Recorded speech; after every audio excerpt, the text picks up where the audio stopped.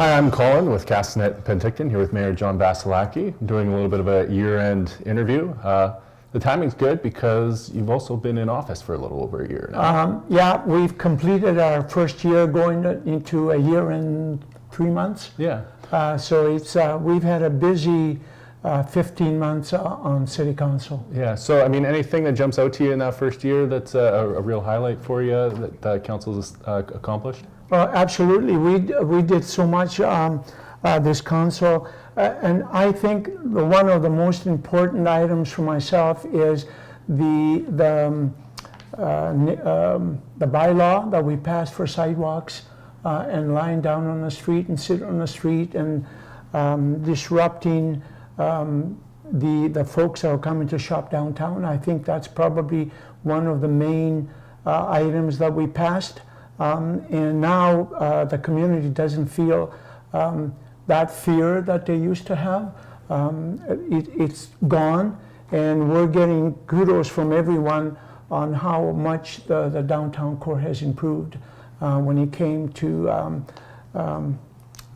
people sitting around and creating havoc amongst the shoppers coming downtown. So yeah, I mean, when that rolled out, it was pretty, I guess, decisive for the community. There was some protests, nasty comments on social media. I mean, do you think that could have been rolled out in a less, I don't know, like, it was a decisive moment for the community? Yeah, no, I understand. It was a bold move on the part of City Council. You know, times come along where we do have to take bold moves in the community and do what's right for the majority, not just a few. And we didn't target anyone in particular. We just wanted to make sure that everybody felt safe in the downtown core.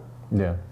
Okay, so a year ago, well, I guess when you announced your run for office, one of your pillars was you wanted to support the manufacturing industry in Penticton. Absolutely. We've seen some layoffs this year, so Yes. I mean, what is council doing to support that sector? What city staff is doing along with City Council, and we gave them permission to do it, is to go out there and see how can we retain what we already have in place, not only in the industrial area, but in the commercial area as well, to try to retain the businesses that are here, to remain here, and to try not really to give them incentives with tax money, but figure out ways where we can help them to bring in more staff, trained staff into the community. And some of the things that we put in place in order to do that is affordable housing. The city has given land to BC Housing to build affordable housing for the workers. And we're still working with BC Housing to create even more housing, where now what they're looking for is housing for the workers. And that's what we're running short of, affordable housing for them. Not just for those that make $100,000 a year or more, but those that make in the $30,000 to $50,000 a year income. That's what we're working towards now with BC Housing. Yeah, that you guys had some nonprofits before council a couple weeks ago asking, because we had 3 subsidized unit or buildings come online this year? Just in the last few months. So you want to try to keep the foot on the gas there. Exactly. Yeah, that's very, very important, and that's what everybody's asking for, especially the industrial area folks and the commercial area in the downtown core. They're asking for housing because they can't hire anybody. They can't afford to live here. Yeah. And we have to change that. So going forward to, looking forward to 2020, I guess that's going to continue to be. That's one of our major objectives, is to create more affordable housing, and especially for young families, because that's the future of any community, is the more young families you have coming in, the better, because they're the ones that spend the majority of the revenue that the commercial areas make, and the industrial area. It's the families that spend the majority of the funds in order to make it affordable for all those commercial people to remain in the city. Any other, I guess, challenges or focuses for next year? I suppose public safety is kind of... Well, that's our number one priority, is public safety. And like I said earlier, is to create more housing for folks that have no housing at the present time, and I'm talking about homeless people, to put more units in place to get the remaining of the folks off the street and get them indoors. That's one of our #1 priorities, and so is BC Housing. We're both on the same page, and we're working together to make sure that it happens. Anything else you want to add? Looking forward to For next year? next year? Or? Oh yeah, there's a lot of stuff. We want to create an atmosphere in the city that we're open for business, and we're welcoming all those that wish to reestablish themselves elsewhere from where they are now. Penticton is open for business, and we'll bend backwards for any of them to relocate here. I mean, we'll just do whatever we can to make them feel like they're welcomed, and make it affordable for them to come to Penticton. That's another one of our major items that we want to bring forward for 2020. And of course, our budget, that's it just came. We just voted it in last Tuesday. No, 2 Tuesdays ago. And you know, it's only a 2.9% increase over last year, and it's the lowest in the interior of British Columbia, if not in British Columbia. Yeah, are you happy to see that? Because I mean, there wasn't a whole lot of new spending there. Yeah.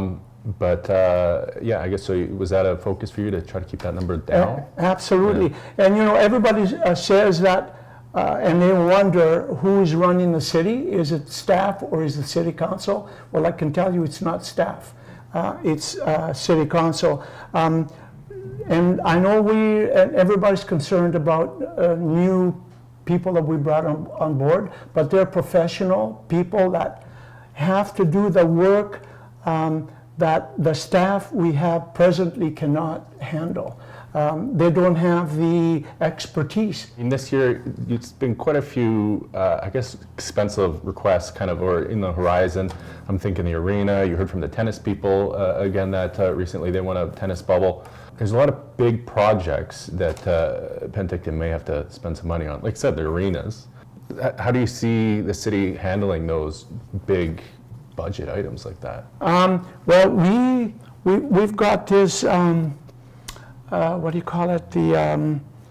That we're bringing city staff is bringing forward, where our The asset facilities management. and asset management is coming forward, and we're going to be determining, do we need all those facilities that we have? Does the city require them with a population of 35,000? We have amenities at the city of Penticton that municipalities with 300,000 and 400,000 people don't have. Yeah. But we have them here. And it's great for the municipality to have, and our taxpayers, they've got everything they need. But do we need them all? Do we need to build new facilities and get rid of some of the older ones because they continuously cost us more funds to keep them up to par? Like, for example, one of our arenas needs a new chiller, and it's in the millions. Yeah. Is it affordable for us to change it or to use that building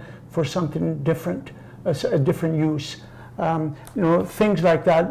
This plan that they're putting in place will determine all that. So we can stop throwing good money after bad, and start spending money wisely, a lot wiser than we have in the past, you know. That's why city staff, what they started was with 20 new employees to hire, and city council said, no, you're not going anywhere near there. Please come down. So we ended up with 5. Yeah. And those are the bare minimal that we can have, where with the advanced work that we have to do at the city. we require those 5 employees, and we needed to hire them, and that's why. So when people say, well, who's running the city? Is it city staff or city council? I can assure you it's city council that is running this community, not city staff. Nice. All right. Yeah. That was a year-end interview with Mayor John Vassilaki. If you'd like to participate in the conversation, you can send a letter to letters@castanet.net. Thank you. Merry Christmas, everybody.